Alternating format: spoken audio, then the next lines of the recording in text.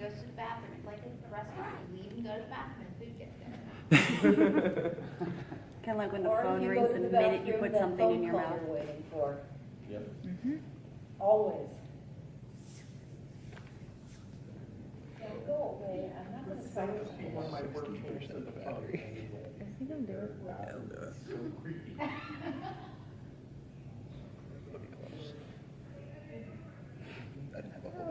I just hear a waterfall. Yeah. I had 49% left.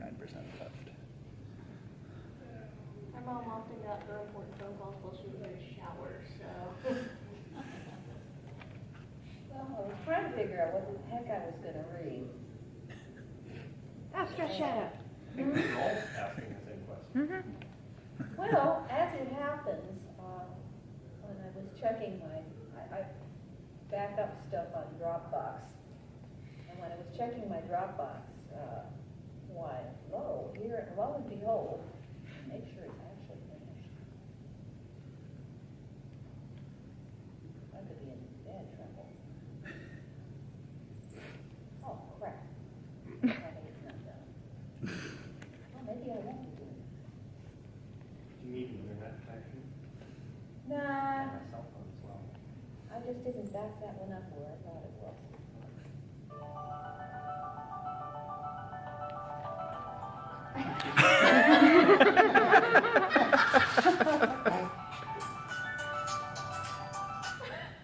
Oh, that's my nightly bird update. Oh, read this.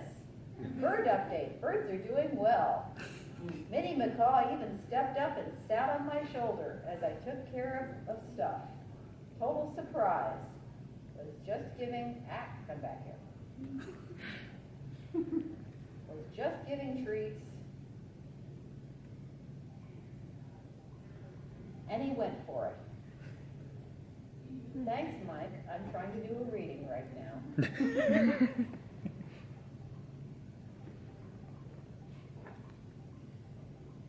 That's exactly what I'm saying.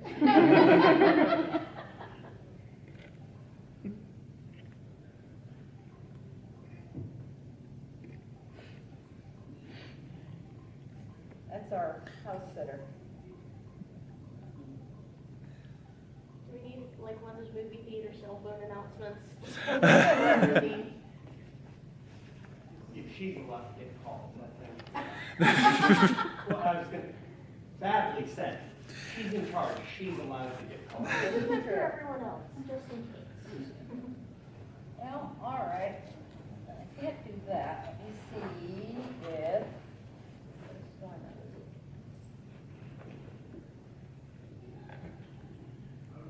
Apparently didn't. So we'll go and try something else.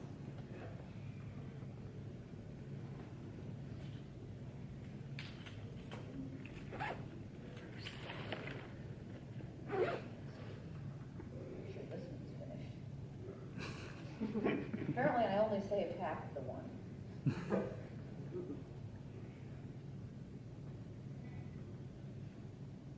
All right.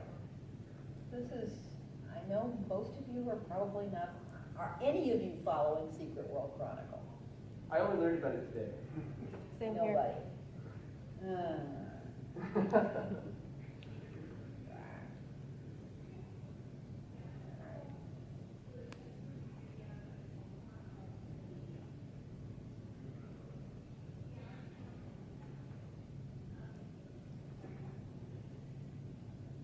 Hot and steamy Daniel and Steph action. No, Can you sorry. repeat that? Because I just heard her name yesterday, so I'm like, this is the first experience. Oh, Oh dear. Somebody give him a I video. know, the Secret Project, which is no longer secret. Guess who's going to be the latest Disney young adult writer? Ooh. Larry.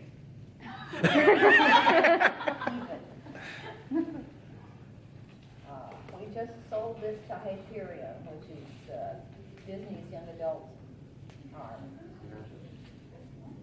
So. All right. So this has been a secret project that I've been working on for about a year and a half, 2 years, off and on. And it's a young adult, sort of a post-apocalypse with magic. And it's called Hunter, and it is the first of 3 books at least. We'll see how far it goes after that. I'm not sure I've heard of a young adult with that genre before. I know. Well, that's apparently why they bought it. Okay, so, here we go. You couldn't see outside the train windows at night. The conductor opaqued them. Most people probably wouldn't want to see out anyway. I looked around at the rest of the passengers in this car. I'd noticed when I got to my seat that I was the only one in here that was under 30 years old. Now, I was the only one still awake. Pretty much everyone else had their seats in the reclined position, their cocoons on, and their privacy hoods over their heads and shoulders. Well, okay, maybe some of them were watching vids in there, but you couldn't tell. They'd have their buds in and their glasses on.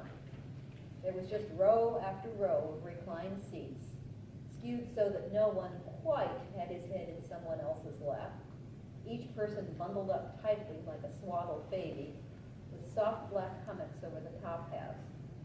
I'd watched, and a lot of them had asked for nightcaps.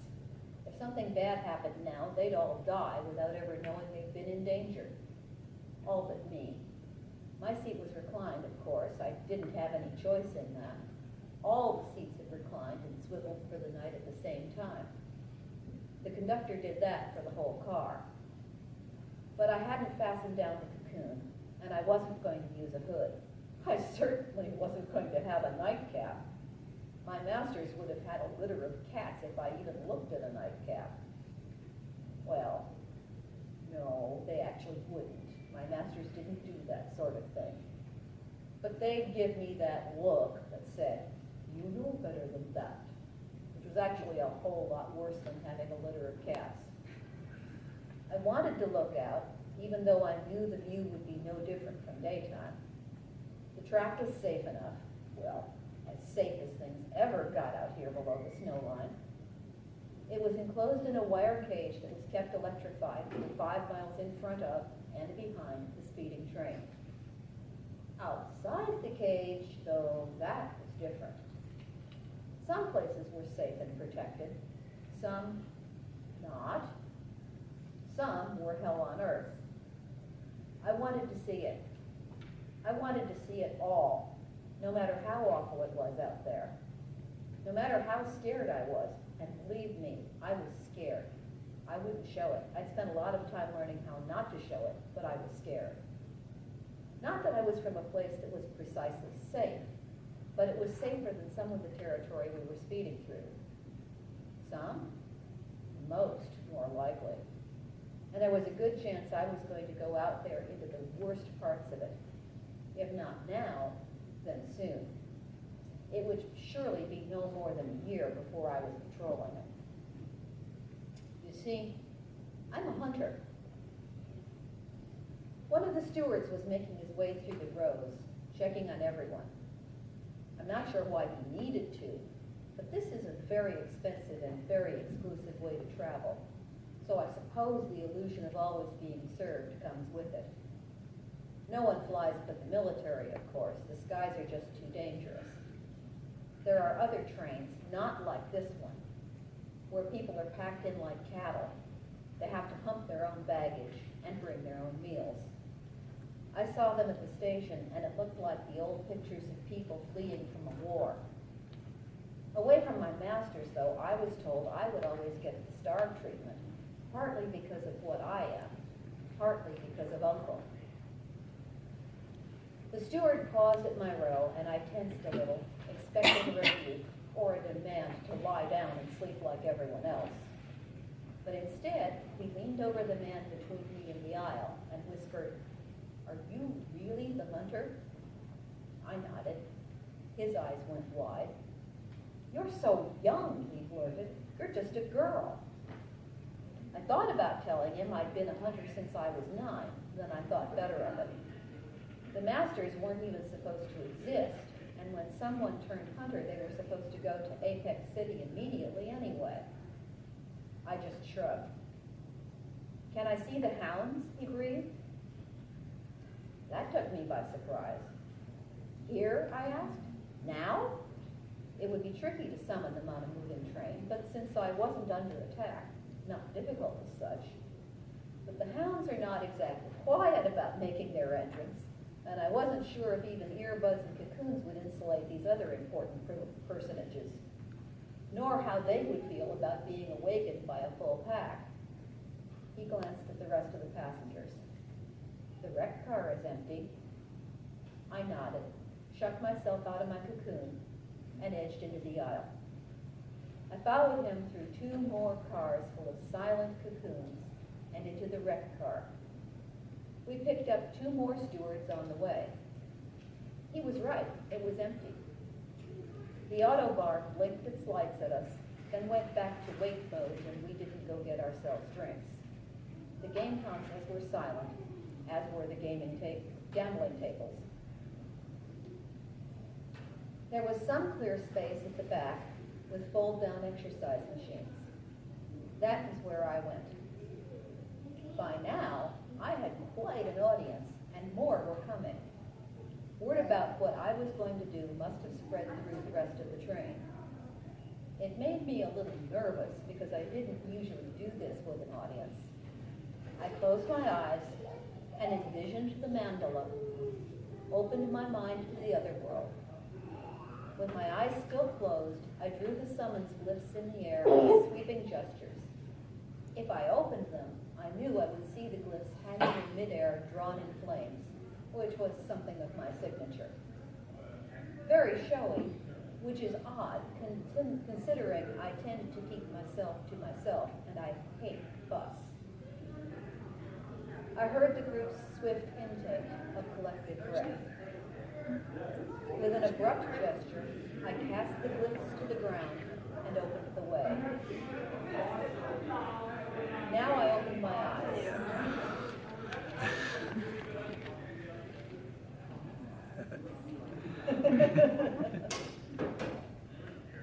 Now I opened my eyes.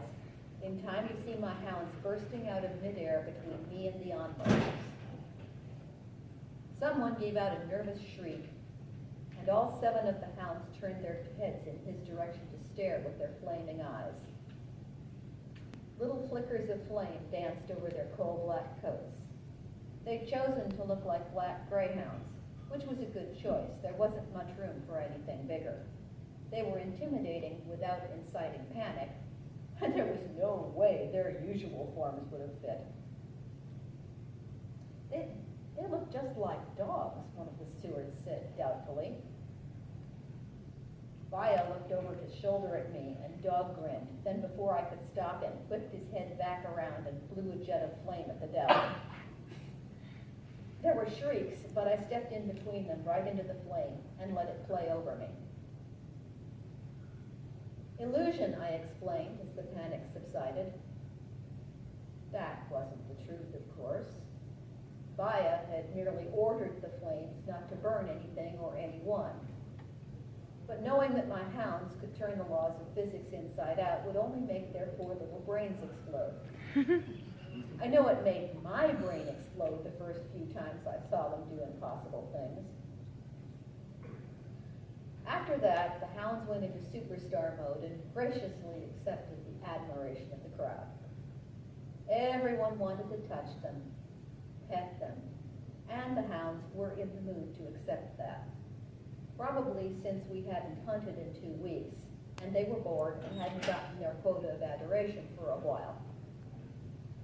When they're in a petable form, they go all out. Their coats are as sleek and soft as the antique silks I've handled at the monastery. In a situation like this one, I don't have to dismiss them. They go off on their own. When they got tired of it all, they went to the glyphs still burning on the floor and leapt through to the other side. Vaya was last. Vaya seems to like people more than the rest of them. When he went through, the glyphs vanished and the crowd dispersed back to their duties. all but the steward of the car I was in. "Would you like something to drink?" he asked, pausing at the auto bar.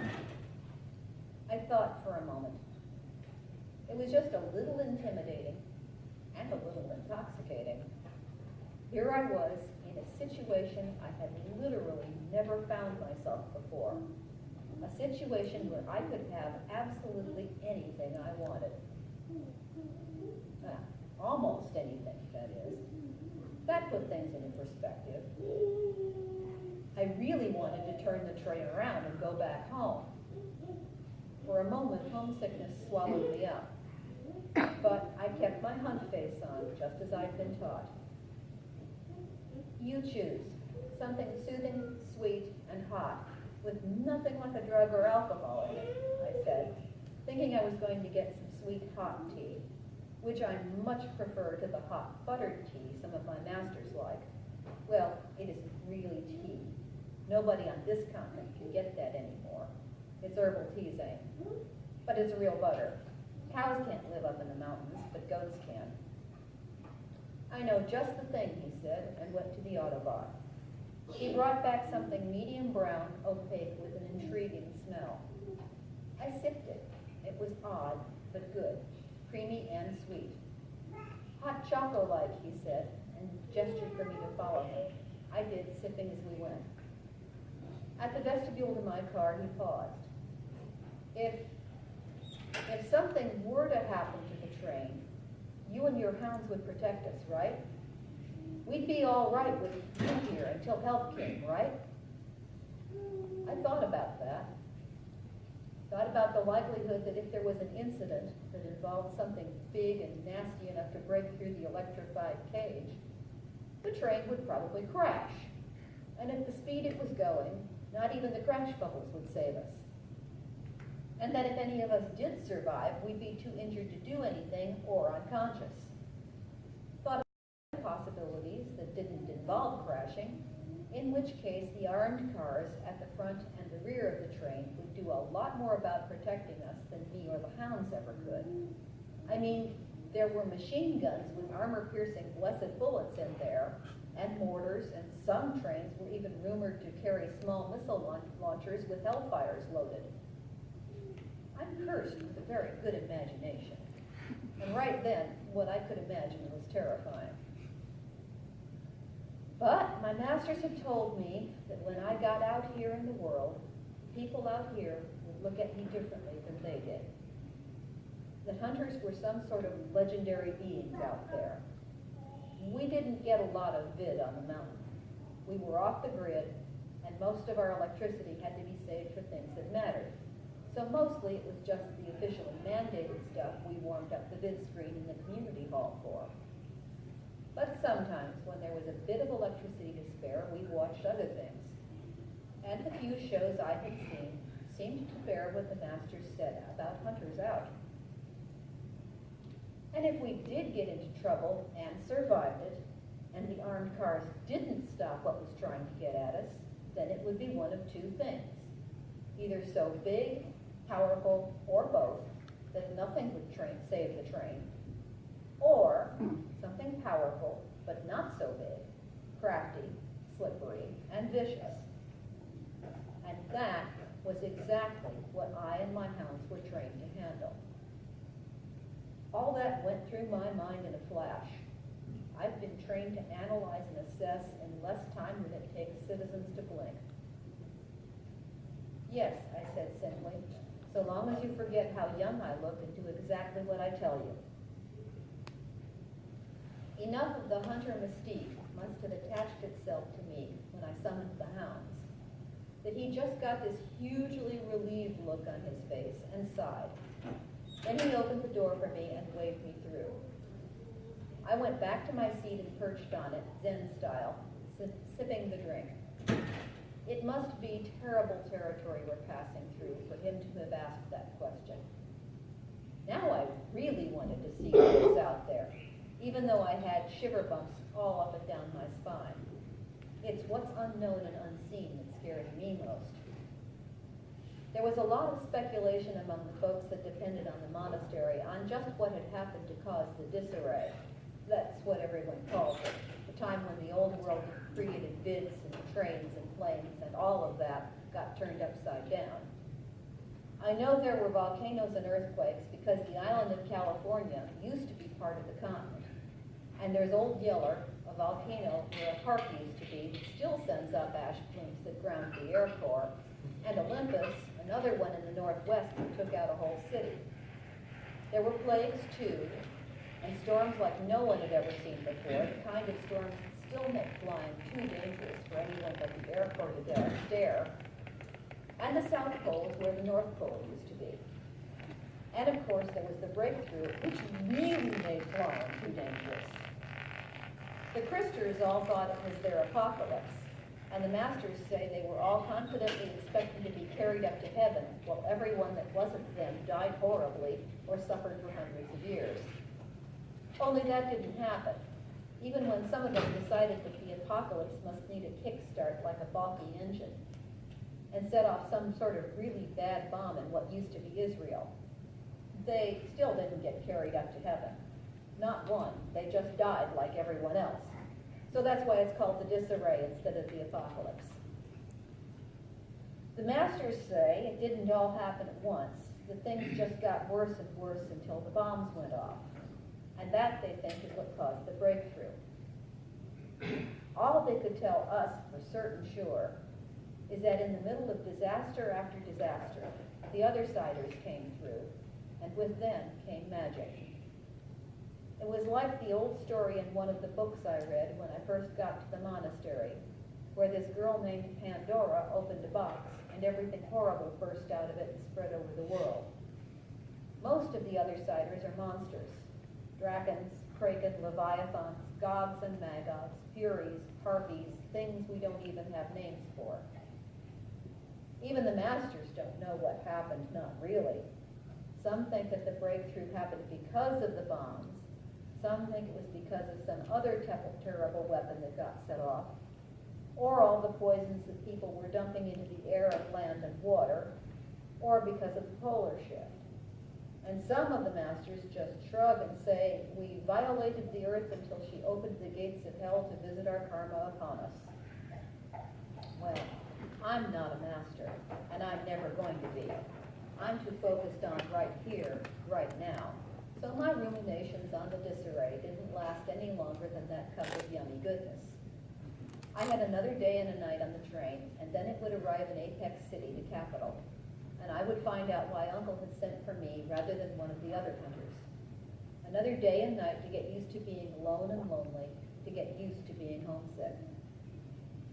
The last time I'd seen my uncle in person was when he put me into the care of a yellow-robed monk at the monastery.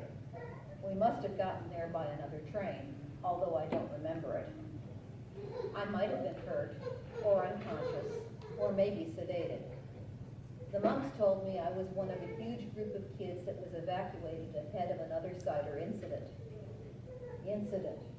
That's what they call it when monsters avalanche over your town and wipe out everything that gets in the way. One of the last out, they said. Uncle brought me and a handful of other kids that didn't have any family either. All the rest got adopted quick by families, but I got taken by the masters. I vaguely remember my mother and father from before that, but the incident itself, nothing. The more I think about it, I was probably sedated.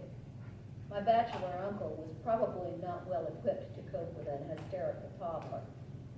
I do remember him, though. It wasn't as if he abandoned me. I remembered him from that night, and he wrote to me all the time, and I'd seen him in news stories over the years, getting grayer and balder. He's a very important man, prefect of the police, and the hunters that aren't in the Army are under his command. Which is why I'm here in a train full of important people or their relatives. If he were incredibly important, I'd have a private car and private cabin in a car made up of private cabins, and the only person I would see would be my personal steward. And if I were astronomically important, I'd get an entire car to myself. But that sort of treatment is reserved for the sort of people I'll never see except at a distance or in bids. The warm drink in me finally made me sleepy, And it wasn't private enough here for me to curl up and have a good cry about being sent away from everyone I knew. I pulled the cocoon up over and around me and lay down on the soft surface of the seat, but I didn't snug the cocoon tight. The steward might just have been a timid fellow, or he might have had a reason for asking if the hounds and I would protect him. I was a hunter, and a hunter who wants to grow old always expects the worst. So I had my seatbelt on, under the cocoon, and I left my boots on too, and I didn't snug the cocoon down. And when at last I slept lightly. So you want some more of that? Yes. Chapter 2. I was up with the first light. Oh, hold back your surprise. The important people around me continued to sleep, kept in cozy blackness by their privacy hoods. I came awake and alert all at once.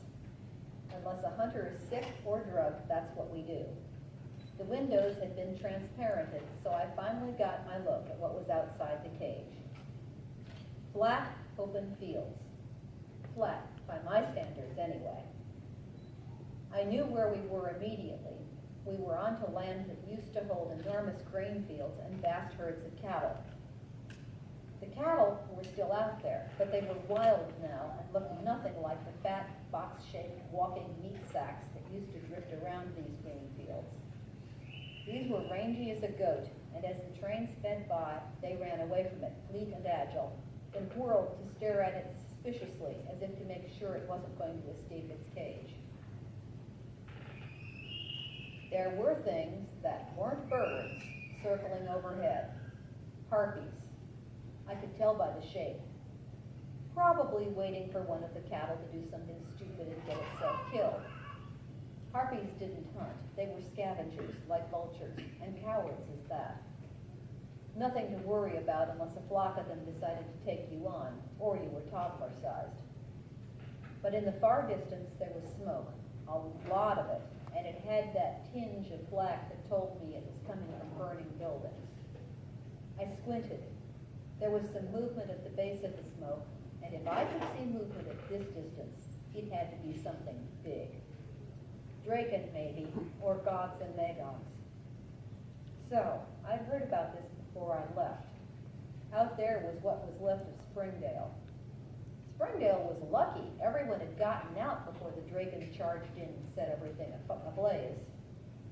No point in going back, either. The Draken had taken it for their nesting grounds, and you might as well think about going to the moon as think about taking back your town when Draken moved in. No wonder the steward was nervous last night. One Draken couldn't take out a train, but a whole flock could. In between the cattle at the side of the tracks and the burning town, there didn't seem to be anything. I knew better than to trust that. It was just when the landscape seemed empty that it was inclined to sprout things that wanted desperately to kill you. Now, some of this was pure, mindless, humans are the tastiest things there are, sort of wanting to kill you. And we are the best eating there is for other ciders. The younger we are, the tastier we are. If you haven't studied magic, and most people haven't, you wouldn't know why. It's because of the mana, which is raw magical energy. Everything makes it, but humans make more of it than animals. Plus, we're born with a huge, honking reservoir of the stuff. So young humans are extremely tasty indeed. The mana is one reason why the hounds work with me. Together, we can take out very mana-rich targets, and they get to eat it all since I don't need it. Some of the monsters out there don't eat mana, they eat life force, which is a different sort of thing. And again, the younger and healthier you are, the more of it you have.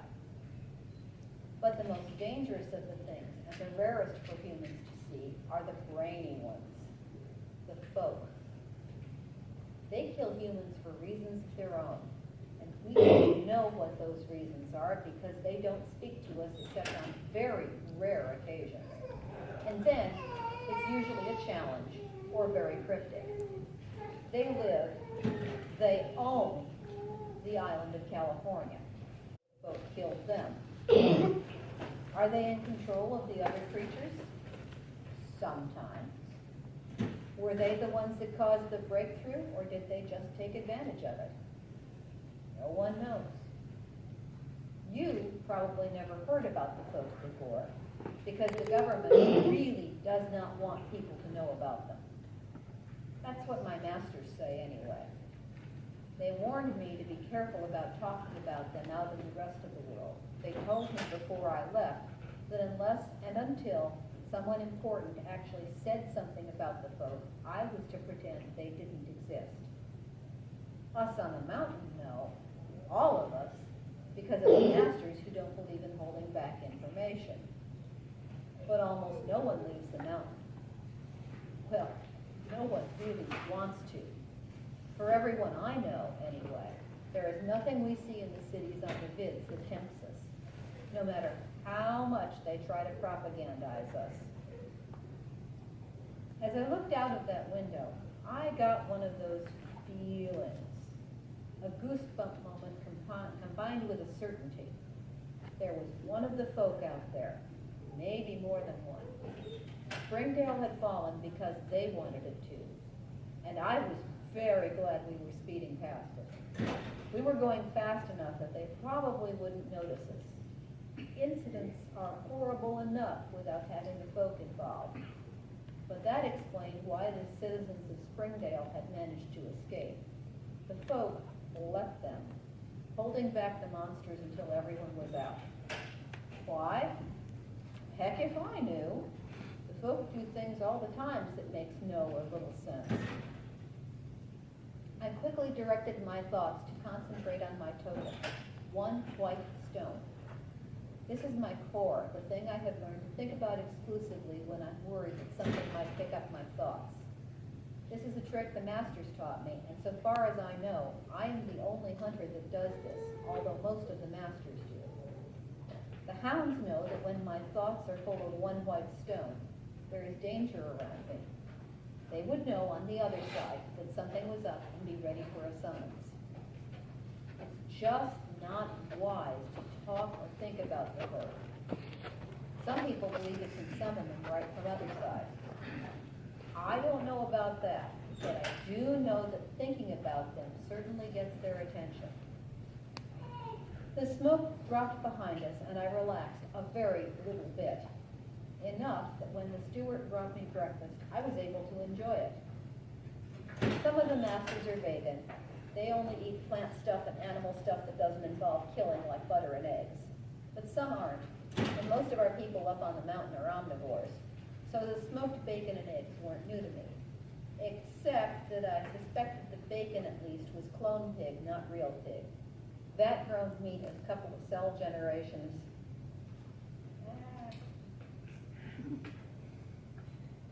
down from a sample that had been taken from a living hog. It had a kind of uniform taste and texture I wasn't used to, and I missed the wild taste and leanness of bacon that comes from a pig that's raised outside of a confining pen. But there was some orange-colored juice that was really nice, and more of that choco-like. We have coffee, it grows on mountains, and I like coffee a lot, but I could get used to this other stuff pretty quickly. There was toast made from bread of a sort I wasn't used to. Ours isn't wheat bread, it's half lupin flour and half other stuff. It's dark and dense. This was hardly like bread at all. It was all right, especially with butter, but kind of delicate, like cake that isn't sweet. Our jelly is a lot better than citizen jelly, though, so I skipped that. Citizen jelly is insubstantial, sweet without actually having a flavor. My breakfast was long gone by the time most of the others started waking and queuing up for the fresher. My masters had taught me all about how to use freshers and other texts, so I wouldn't find myself at a disadvantage. But on the whole, I like a real bath or shower better, even if the fresher is faster and does your clothing at the same time. I didn't stare at the others, but that didn't stop them from staring at me. I was wearing the same clothing I wear for hunting at home, because I don't have much else. I know I had to look odd to them. They were all done up in what I guess must have been the latest fashions. A lot of white, shiny fabric in pastels and asymmetric hems. Stuff that wouldn't last half an hour in the woods. Shoes with heels that must have caused a million backaches. I was in sober, dark brown linen, a hooded wrap coat, pants made of the same stuff tucked into real leather boots with sensible flat soles, elk hide if you want to know, and a knit wool tunic in oatmeal color. I heard whispers but politely ignored them. Besides, I had my exercises to go through. You don't become a hunter without knowing magic. The masters told me that most hunters off the mountain don't go much beyond the summoning, though, and they couldn't see the point of that. So I knew a lot of magic, and magic is a slippery thing. It doesn't like to be controlled, so you have to practice all the time or you lose it. The spells and glyphs just slip out of your mind and are gone if you don't keep it up. So every morning, right after breakfast, I ran my exercises. If I were home, I'd actually bring the spells. A spell is a process, not a thing, right up to almost complete. Then let it fall apart. A little like doing kata, the moves of martial arts, without the strength behind them that turns them into attacks. But that's not the sort of thing you can do in a place surrounded by people who don't know you. So I just ran through them all in my head, visualizing them. It takes concentration, and the masters used to bang drums and set the kids to playing around me and do anything they could to break that concentration. Those stares and whispers didn't really bother me at all. The screams, however. I snapped out of my little world and was on my feet with my wand and knife in my hands instantly, drawn out of the sheaths in my boots. No need to look further than the windows for the reasons for the screaming. I was looking right into the glittering gold eyes and arm-long fangs of a draken. The only reason I didn't scream myself was training. Hunters don't scream. Not when we're startled, not when we're terrified, not when we're hurt, not even when we're dying. Though in our case, the dying usually happens too fast to scream. Screaming only brings more trouble, and if you feel the urge to scream, you probably have too much trouble to begin with. The steward opaqued the window a second after I opened my eyes, but I had taken it all in, like a camera. There wasn't just one draken out there, it was an entire flock. They were raving at the cage, trying to cling to it and being flung off by the electrical charge. They couldn't have seen the train from where they were at the ruins of Springdale. We hadn't blown the whistle, which would have attracted them. And in any case, this was nesting season, and they'd taken that town for a nest. So there was only one reason why a flock of draken would be attacking the cage around the train. They'd been led by one or more of the folk. I wasn't even consciously aware that I was up and running until I hit the door to the car. It opened just a hair before I reached it, and I saw that every single door, all the way to the armed car at the front, was open. The same quick-witted steward must have registered what I was doing and slapped the controls to open them all. It might not have been my best sprinting time, but it was right up there. The door to the armed car was closed and locked, of course, but I'm a registered hunter. I was registered from the moment my uncle sent for me, and my palm on that door plate opened it to me. I was confronted by another sealed hatch and a metal ladder welded to the inner hull. The engineer would be below in his sealed pod. I wanted the top deck. I really don't remember going up the ladder. The three gunners reacted predictably to my sudden appearance, whipping around in time to see me presenting both hands, backs to them, with the hunter mandalas tattooed there. Joyeux Charmand, I said, registered hunter, and yes, niece, what's the situation? Part of the situation was obvious. The monitors at every gun station linked to cameras on the exterior of the car were not blanked. The Draken were keeping pace with the train, throwing themselves over and over at the electrified cage. Draken don't fly, but they can leap enormous distances, and their size utterly defies the square cube law. But then, most things from the other side defy the laws of physics. If you've never seen a Draken, well, see if you can find the Tennille illustrations of the Jabberwocky from Alice in Wonderland. Like that. Only about 150 feet long. like some deep water horror of a head married to a snaky body with a long row of spikes down the back and a whip-like tail perched on thin birdie legs with wicked long talons at the end of them. They're usually various shades of brown and green. I wasn't, at the moment, concerned with them. They were the distraction. It isn't practical to keep the cage electrified for more than a couple of miles in front of and behind the train. Most beasties don't bother to try and break through the cage. Why should they? They can see for themselves there's nothing in there. And they aren't bright enough to realize that if they could get inside of the cage well ahead of the train, they'd have it. Ah. But when the folk get involved, and I knew it. I knew it when I saw this, that one or more of the folk was involved. Draken just don't act like this on their own. One white stone. One white stone. One white stone. Psi shields, I snapped at the soldiers. They're mechanical. They're only on the armed car, and they aren't nearly as effective as something a real Simon can put up. But they're better than nothing, and I didn't need these lads pulling their sidearms on me in here because the folk took them over. The armored car has plating of cold iron, so magic wouldn't work right in here, and the masters hadn't taught me how to dodge bullets yet.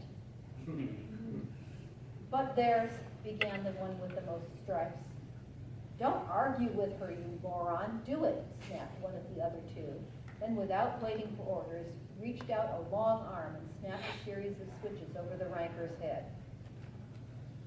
Full zoom ahead, I said, and the same fellow scrolled a wheel that zoomed out the front, that zoomed out the view on the front monitor more than a mile. 2, 5, out to where the electrification of the cage ended. Out to where part of the cage was missing. And someone was standing there, sparkling like a rich citizen's tiara in the sunlight, with another shimmer all around him and a dragon waiting like a dog beside him. The ranker knew what to do about that. He slapped a signal that told the engineer below to hit the emergency brake, because if we hit that shimmer at speed, we'd flatten like a tortilla on it. Then he hit something else at the same time as I was grabbing a stanchion to keep from going arse over tea kettle. And 6 Hellfire missiles streaked away from the front of the train. They hit all at once in a burst of flame over the track that made the front-facing monitor white out for a second. But when the monitor cleared again, he was still there, standing casually behind his wall, although the Draken had fled. Trains take a long time to stop. 2 miles for us, plus the amount we traveled when we spotted it. The cheeky bastard could see we were stopping and lifted up and began levitating towards us, floating along with his arms crossed casually over his chest. Oh, this was so not good. 1 white stone. 1 white stone. He couldn't get the Draken to come in the cage with him, though, so we had that much going for us. We'd only have to face him and whatever else he could summon. We came to a full stop. He was still a mile away. I made a lightning decision. I'm going out, I announced. Can you creep the train behind me at a walk? Are you? The ranker began, then shut his pie hole. Yes, honey, we can do that. I need to get out to summon, and I don't want to do that when I'm trading eyeball glare with him, I explained. Wordlessly, the smart one handed me a headset. It was, well, ridiculously tiny compared to the ones we have on the mountain. But I knew what it was. I stuck the ear carrot in the right place and adjusted the thread-like mic boom. If you see a chance for firepower, give us a sign, he said. I thought about it. The hounds could and would protect me from nastiness like blowback and shrapnel. The sign will be Zapotec, I said. He gave me a weird look, but nodded. I wasn't surprised. Most citizens have never heard of the Zapotec, but one of their old men is one of my masters, the very first one who helped me learn my magic. With a whoosh of hydraulics, a hatch above me opened and a ladder dropped down. I climbed it to find myself at the top of the engine, which was hissing and popping and making heat sounds. It took a moment to find the ladder that took me to the ground, but as soon as my feet were on the earth, I used the field summons. I held my hands over my eyes, shouted the words, and felt the summoning glyphs on the backs of my hands light up. I mean that literally. It felt as if they were etched in red-hot wire. There's always a price for everything a hunter does. The price for fast is pain. I felt the portal open up in front of me and heard the scream of defiance as my hounds, who already knew how bad things were, rushed up and out and to my side. And now they had their true forms. The smallest, Baya, was the size of a horse. The largest was the size of the shed you'd keep the horse in.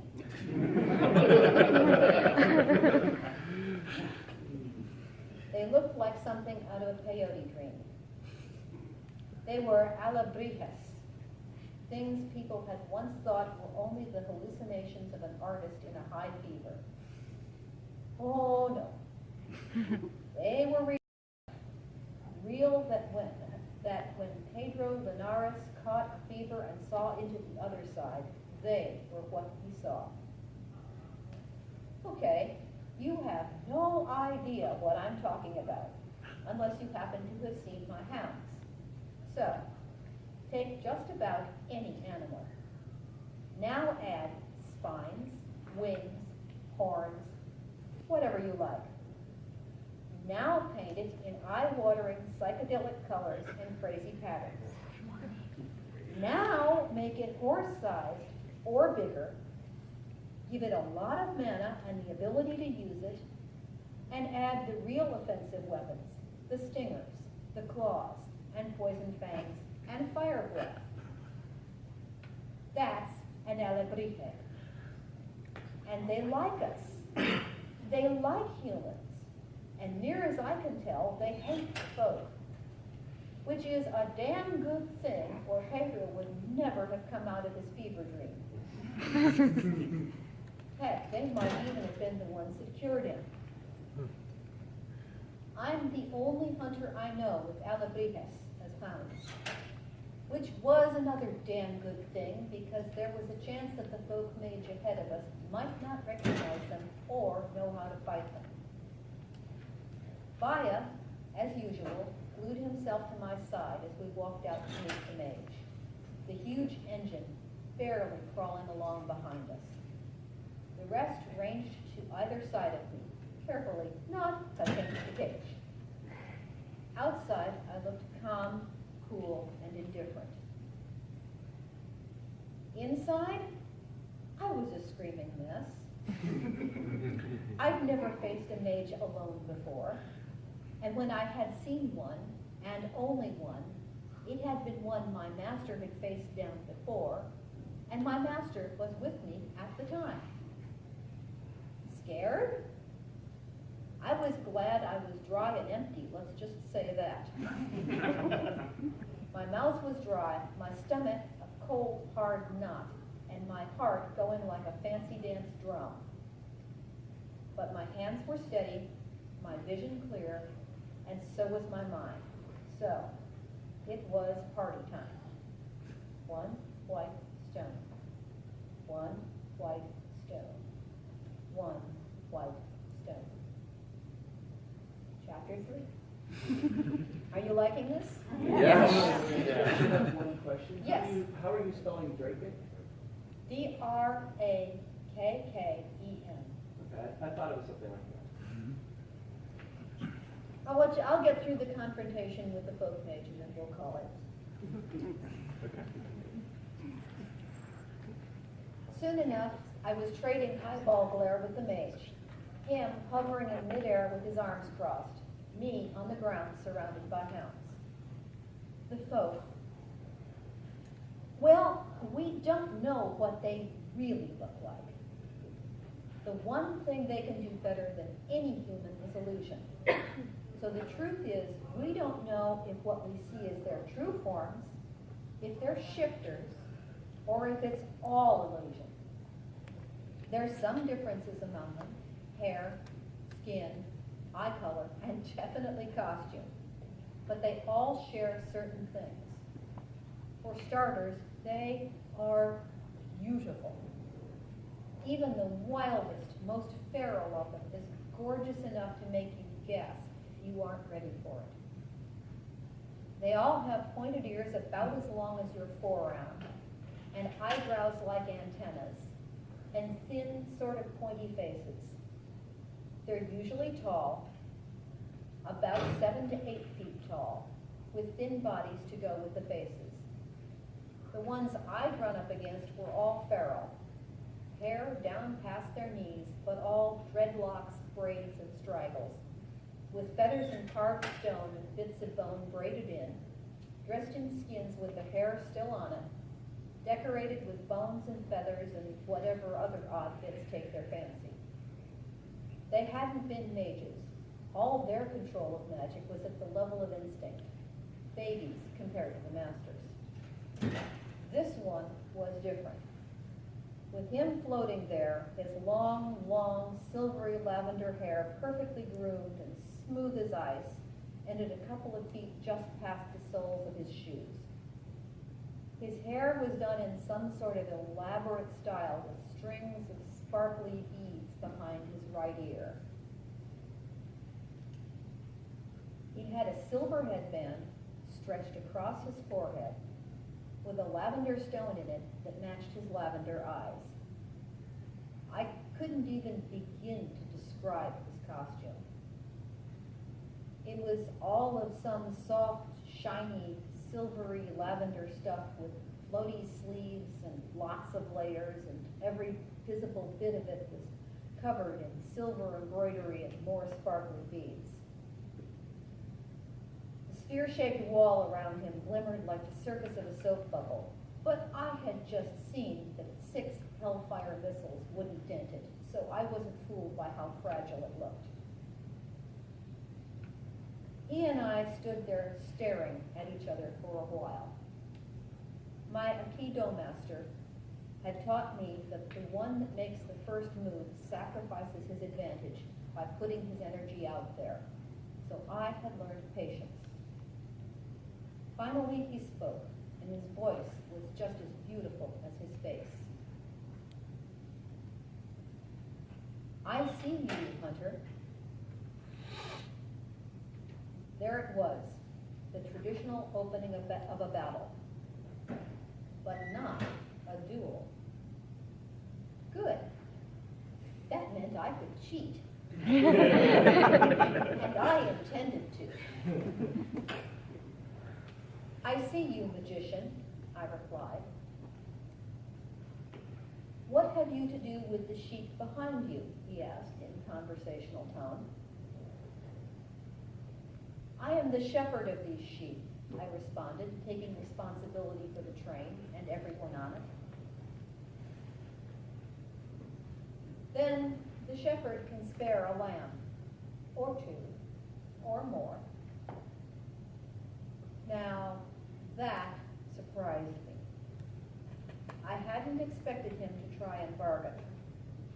I concentrated on my one white stone, however, and kept my face as smooth as the stone itself. "Not an option," I said flatly. "You must look elsewhere, magician. There were people that would sell their fellows to the folk.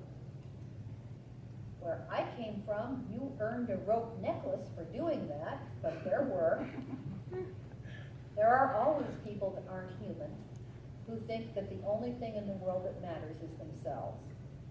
The kind of people that caused the disarray in the first place, and no, I didn't need the masters to tell me that. That's just plain sense. If you don't look after your fellow man, you're not human, and that's that. Slowly, he tilted his head to the side. I was not wearing a wall. Now, let me put you straight here. Remember how I said that magic costs? So where I was taught, I learned to do the most with the least, which is kind of how everyone on the mountain lives. Do the most with the least, everyone has enough, and there's something to spare in an emergency. So, yeah, I could have put up a wall to match his.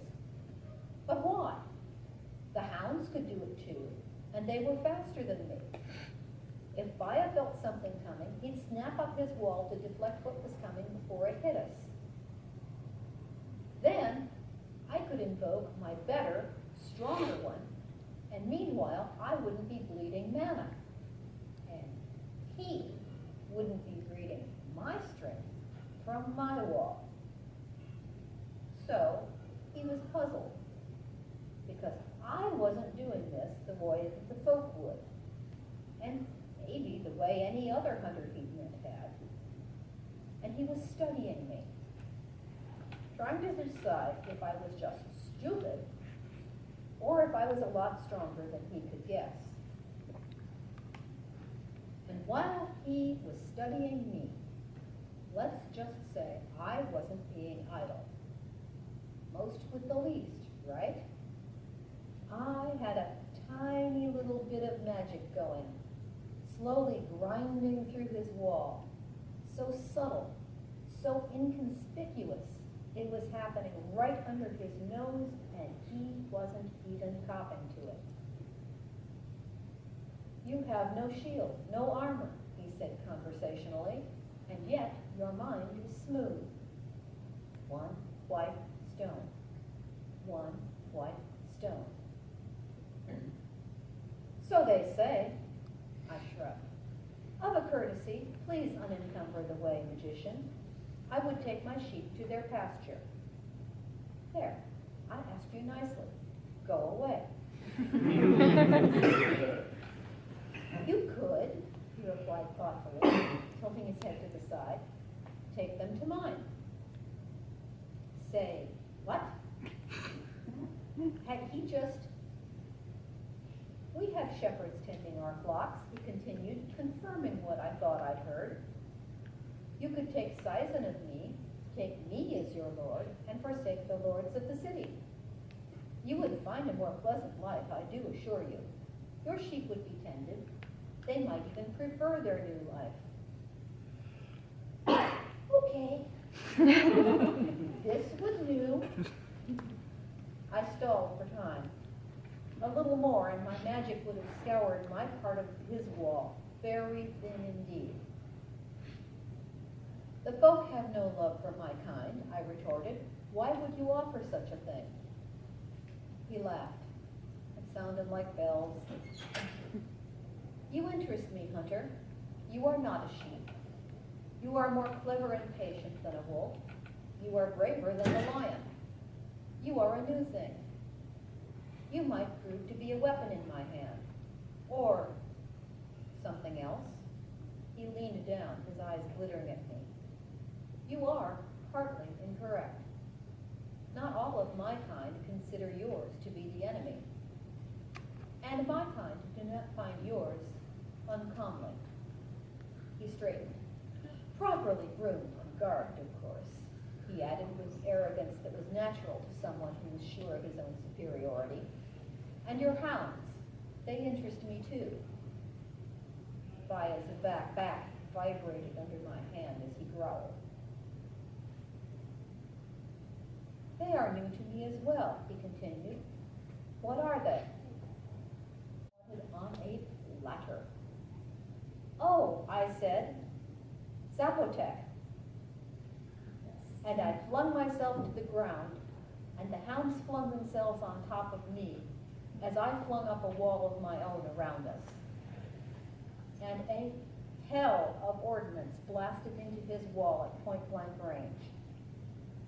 I didn't see it, of course. I was buried under the hounds, but I certainly heard it. And I felt the concussive force and some of the heat, and I made myself as small as possible and thought of my one white stone. The hounds were fine, given that they had their walls and mine too, and reverted to their doggy forms when we walked back to the first of the passenger cars and got back on the train the easy way. I was shaken, and what I wanted was to lie down and not think. But I knew I needed to debrief with the military types. If this had been the mountain, I would have to report first to the masters while everything was fresh in my mind, and the military were the citizen equivalent. But the masters warned me that pretty much everything out in the citizens' world had a zillion spy eyes on it. So I was pretty sure that the whole thing had been broadcast back into the cars once our victory was assured.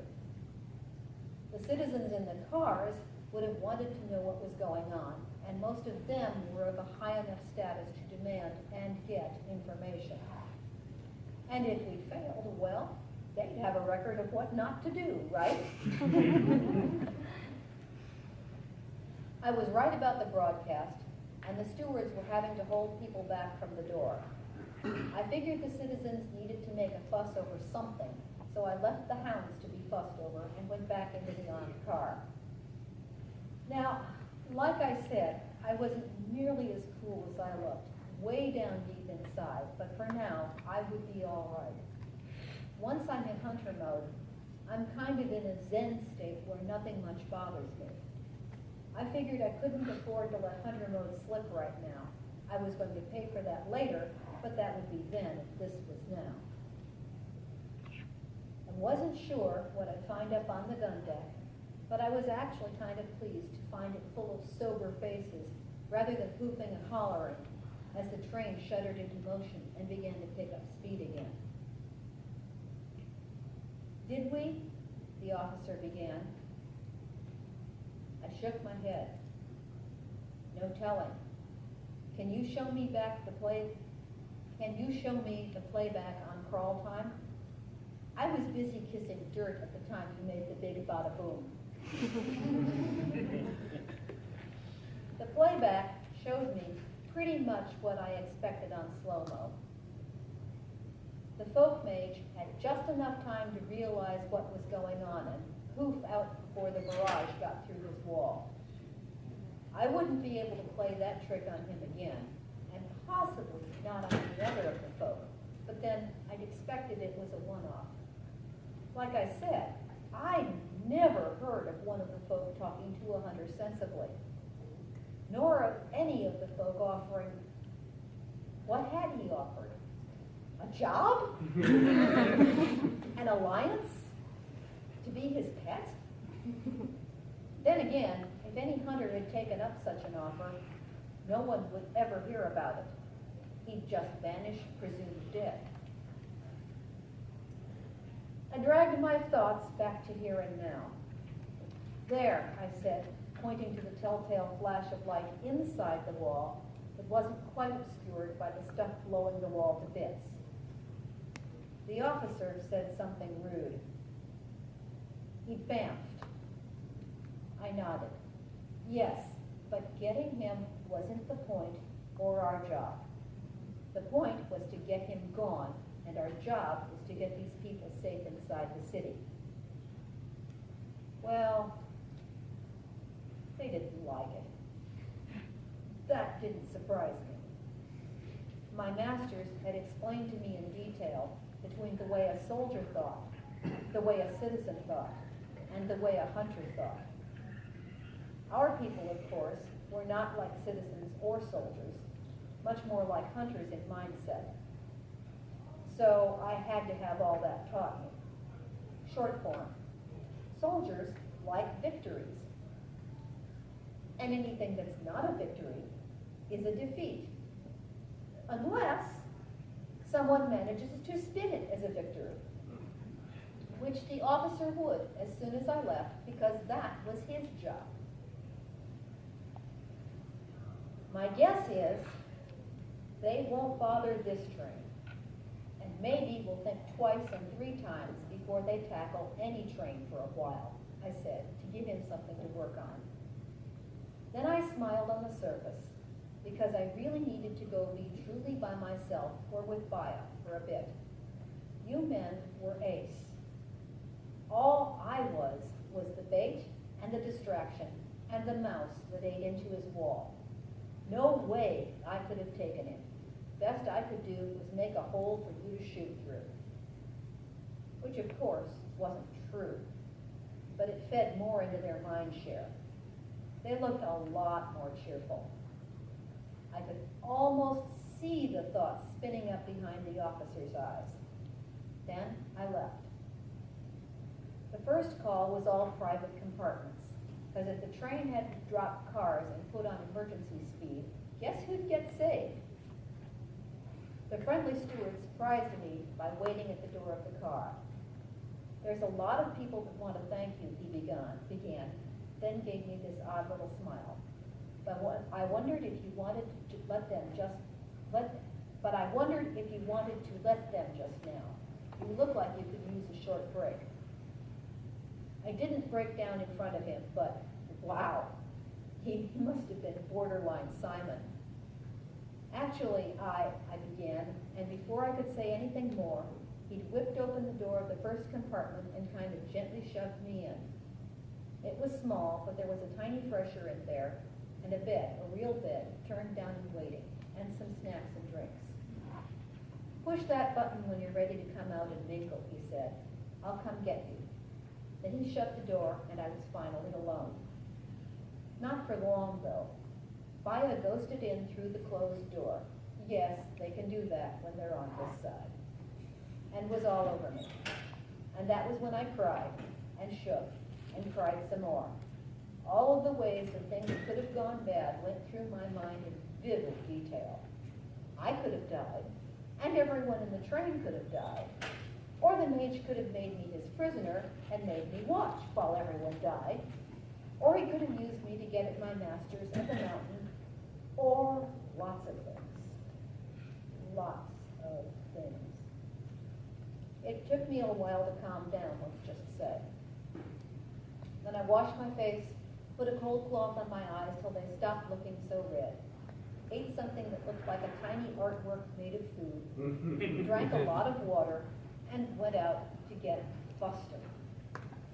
I don't like fuss. I don't like it when it's people I know, and I like it less when it's people I don't. But the masters and uncle both made it very clear to me that part of my job now was to accept the fuss and take it as a gift, even when it made me feel a little sick inside. The fellow I was coming to think of as my steward was watching at the end of the car and stopped me before I went on.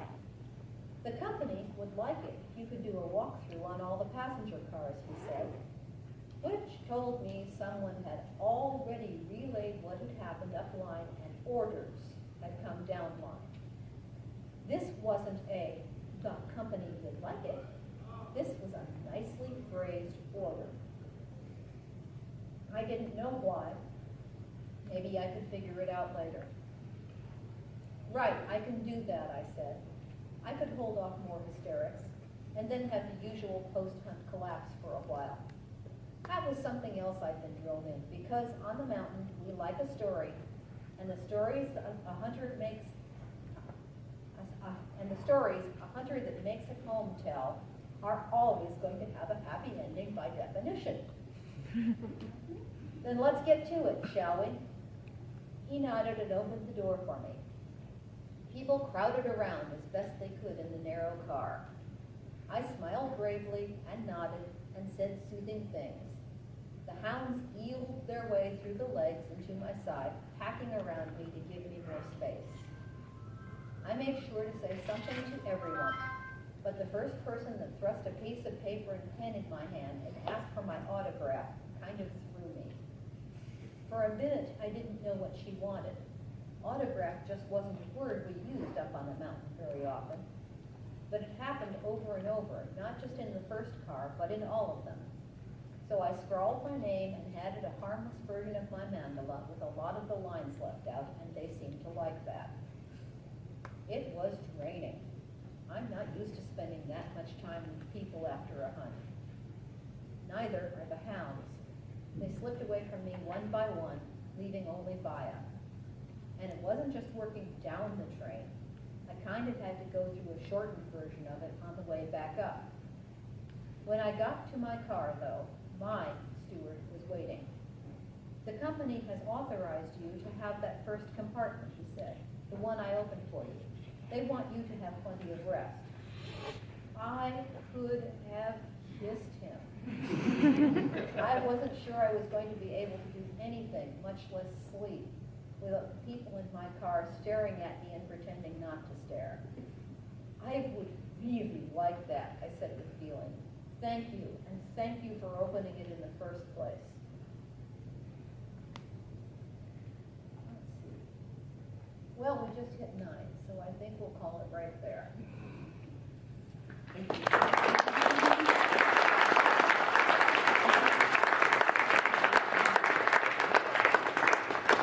That sound like something you guys like? Yes. Publisher. Oh, that's the hard part. 2015. Joyo Sharman. What are you reading from? Hunter. It's a YA series I just sold to Disney Hyperion.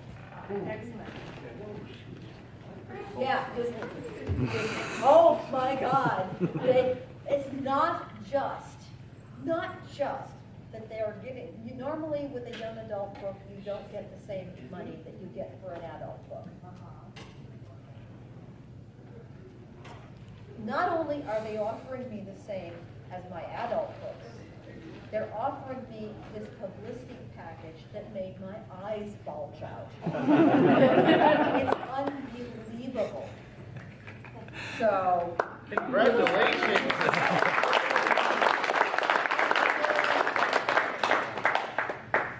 But hey, it's the mouse. Rat. Yes. Oh, okay. Yeah, I've had the Congratulations to same, them too. I've had the same agent working for me since my third book. Okay. Good enough. You know, I think Harry Potter probably opened the door for young adult books. Young adult is the one steadily increasing market share. Adult books have kind of flattened out. E-books are starting to take off a lot, but DAW, my major publisher, has been really stupid about e-books, and they're really, really slow at getting them out. So, Hyperion, however, is very smart about these things. And thank you for coming to the reading. Thank you. And thank you very much for doing the interpretation. Did I go slow enough? You were fine. All right. Yeah. Kidding, she was the most entertaining part. She was awesome. I was trying to not do my usual speed. That's okay, I was caught up. Sometimes it's hard whenever people read from something, but you're fine. Excellent. Good. Thank you. All right, thank you guys very much. Thank you. And